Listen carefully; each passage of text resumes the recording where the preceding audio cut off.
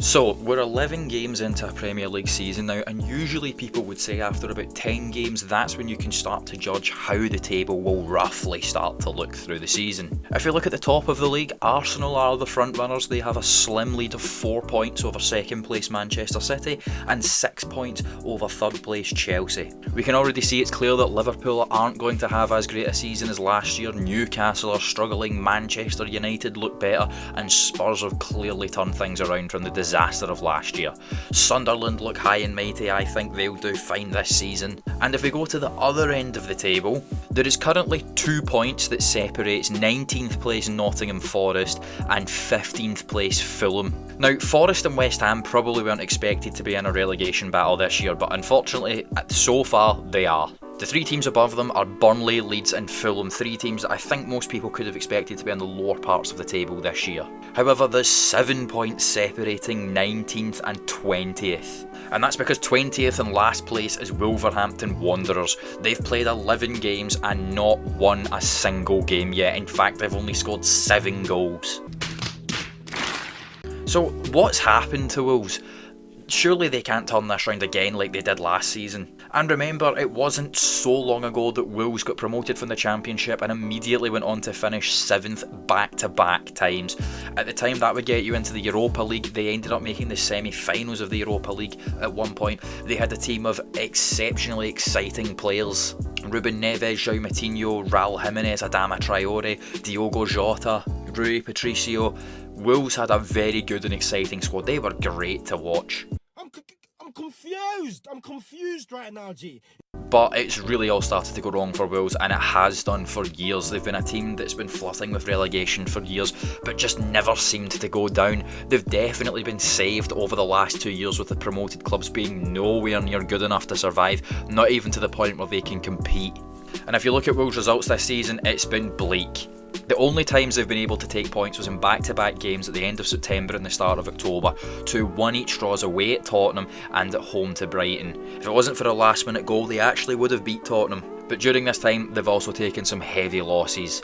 Battered 4-0 at home by Manchester City, losing in the last minutes at home to Burnley, getting played off the park away at Sunderland, being battered at home by Leeds as well, and most recently they've just been routed out at Stamford Bridge by Chelsea 3-0. And if you're looking at the squads of the Premier League teams this season, you have to say, it's not a surprise. Wolves have easily one of the worst squads on paper in the Premier League. They've really let the standard of their team drop year after year for a long time now. Even if you look at the transfer window from this season, it's somewhat appalling. Nelson Semedo, Matheus Cunha and Ryan Ait-Nouri, 3 very important players for Wolves, all left the club this year. And who have they brung in? Well, let's go through it. £25 million on a striker from Genk.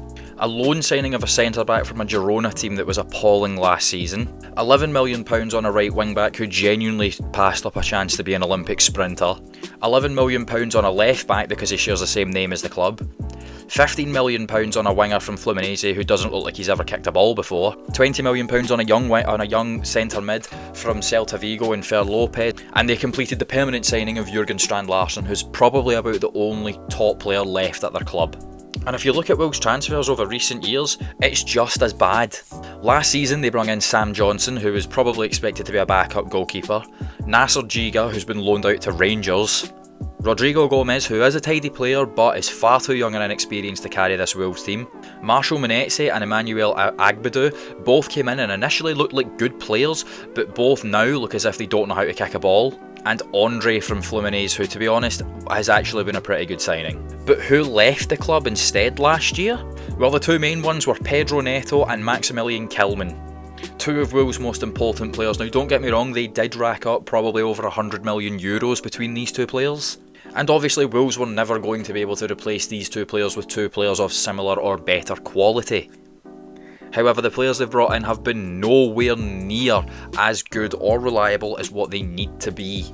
And it continues. If we go to the year before that, they completed the signing of Matheus Cunha, they signed Jean Bellegarde. Cunha was obviously a great signing, he's since been sold. However, the same can't be said for Bellegarde, who's another one who looks as if he's just lost complete ability to kick a ball. Santiago Bueno came in from Girona and has been nothing special. They brought back Matt Doherty from Atletico Madrid on a free transfer, who looks as if he's past it. Not an amazing window for players coming in, but definitely a worse window for players leaving. Mateus Nunes was sold just a year after signing to Manchester City, Ruben Neves was sold to Saudi, Nathan Collins went to another Premier League team for about £20 million. Former captain Connor Cody was sold to Leicester, former ace striker Raul Jimenez was sold to another Premier League team and has since went on to regain a bit of form. And the year before that, just as bad. Mateus Nunes was signed, never set the world alight, and then left the season after, as we mentioned.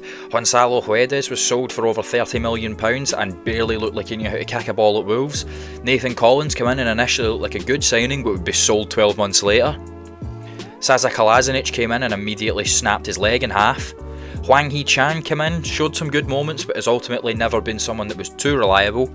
Mario Lemina follows the same story, and so does Paulo Sarabia. João Gomez has turned out to be a really good signing, and Craig Dawson definitely done a job. However, again, if you look at the players that's leaving that year, there was another massive player that had left in Morgan Gibbs-White. On top of that, you've also had the amazing promise that was put into Fabio Silva that's never worked out. He's just completed loan after loan after loan. I have no idea what I'm doing, but I know I'm doing it really, really well. And you'll notice as the years have went on, Wolves' ability to perform in the transfer market has definitely declined. Now, it's really difficult for a Premier League team to consistently unearth gems and keep their squad going. Massive players leaving who are established in the team will always take an enormous hit on your team. It's incredibly difficult to keep doing it, but Wolves have been a special type of bad. When Wolves initially came up from the Championship, they had such an emphasis on signing players of Portuguese, Spanish or Brazilian football and nationality, and it worked, and they're still kind of doing this to this day. That was the plan. It suited then manager Nuno Espirito Santo's system. They've even tried to keep it going with other managers. After Nuno, there was another Portuguese manager in Bruno Lage, and then following that down the line, Vitor Pereira. The manager who of course kept them up last season, his CV did not look great when he came into Wolves, and at the start of this season he's been appalling and sacked shortly after being given a long-term contract. Now, because of how good they used to be, I genuinely do quite like Wolves.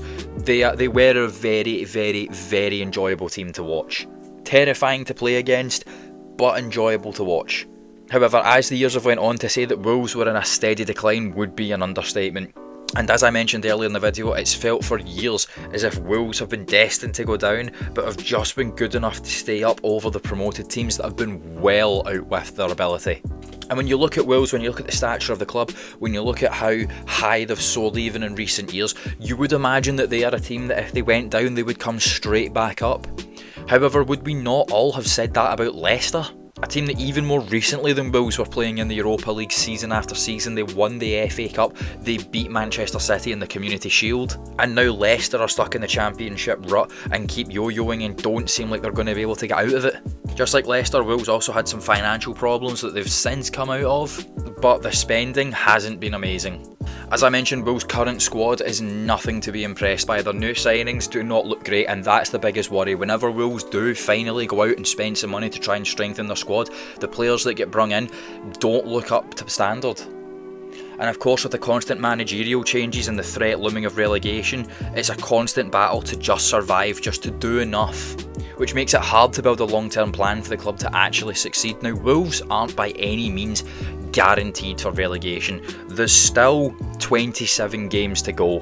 The issue that Wolves have though is the teams around them. West Ham and Forest are on their second and third managers of the season. They've started to pick up points and are pulling away from Wolves slowly but surely. Sunderland look high and mighty. They are not going to be in trouble of relegation this season. Burnley and Leeds look like they're having a real good go at it. However, Wolves don't just need to finish not bottom, they need to finish outside the bottom three, which means even if Burnley and Leeds collapse, they'll still go down. They would need an established team to go down in front of them that they're already miles behind. It feels too unlikely to be a European side in Nottingham Forest, or a squad as expensive with as much quality as West Ham, especially now that they have Nuno in. It just doesn't seem likely. Going past them, you're going into teams like Fulham, Newcastle and Everton, who are far too established and have far better squads than Wolves. Fulham especially currently employ former Wolves pair Raul Jimenez and Adama Traore, and former Wolves captain Maximilian Kilman is playing for West Ham. Former Wolves star boy Morgan Gibbs-White is at Nottingham Forest, and former centre-back Nathan Collins is at Brentford, who is another team that was touted for potentially getting relegated this year. Wolves have had to sell a lot of their players because a lot of their players have felt they've outgrown the club. That's not necessarily Wolves' fault. However, when you look at Wolves trying to be better than the competition, and the competition is littered with former players, it just makes things all that more difficult and all that more weird to look at. Wolves are being kicked down to the Championship, and every turn and corner they look, it's either a newly promoted team or a team spearheaded by former players. But that's just my opinion. I'd be interested to hear what you guys think. Is there any way Wolves can get out of this? Rob Edwards has been named the new manager, former Middlesbrough coach. It will be interesting to see if he can try and turn things around. If Wolves can get a new manager bounce, they might be able to kick on. But again, what do you guys think? Please go into the comment section and let me know. Thank you so much for making it this far into the video, and I will catch everyone in the next.